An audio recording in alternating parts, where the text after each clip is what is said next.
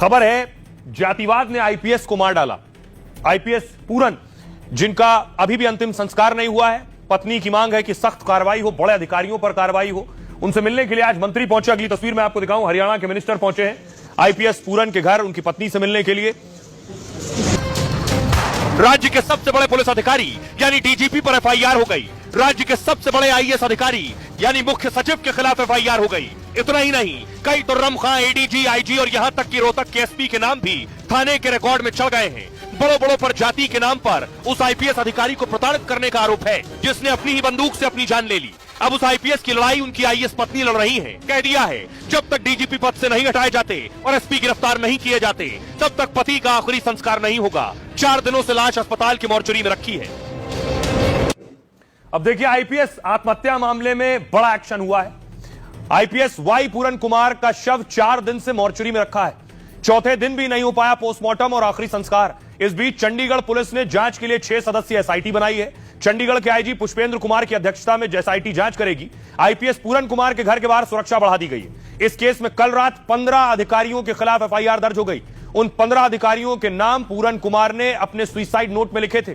हरियाणा के डीजीपी शत्रुजीत कपूर के खिलाफ भी एफआईआर हुई है। रोहतक के एसपी नरेंद्र बिजाड़िया पर भी एफआईआर दर्ज हुई है। लेकिन आईपीएस पूरन कुमार की पत्नी ने एफआईआर पर सवाल उठाए। उन्होंने अधिकारियों के नाम सस्पेक्ट कॉलम में डालने की मांग की है। पूरन कुमार की पत्नी अमनीत ने पुलिस को नया आवेदन दिया है। पूरन कुमार की पत्नी डीजीपी को पद से हटाने की मांग पर अड़ी है। उन्होंने रोहतक के एसपी को गिरफ्तार करने की भी मांग की है। यह माना जाता है कि डीजीपी शत्रुजीत कपूर को हटना तय है। और इधर राष्ट्रीय अनुसूचित जाति आयोग ने नोटिस भेजा है। एससी कमीशन के मुख्य सचिव और डीजीपी से जवाब मांगा गया है। आईपीएस सुसाइड केस को लेकर दलित संगठन भी एक्टिव हो गए। हिसार में संत शिरोमणि श्री गुरु रविदास महासभा ने बैठक बुलाई और हरियाणा ऑफिसर्स एसोसिएशन ने सीएम को चिट्ठी लिखी है कि हरियाणा के एसीएस डी सुरेश ने चंडीगढ़ के डीजीपी से मुलाकात की और हरियाणा के डीजीपी रोहतक के एसपी की गिरफ्तारी की मांग की है।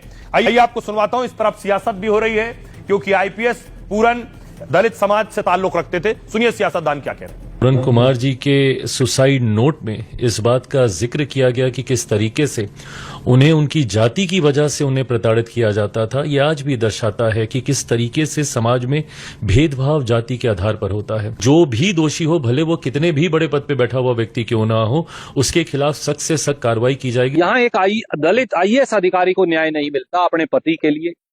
एक दलित आईपीएस अधिकारी जो एडीजीपी बन गए, उनको न्याय नहीं मिल रहा।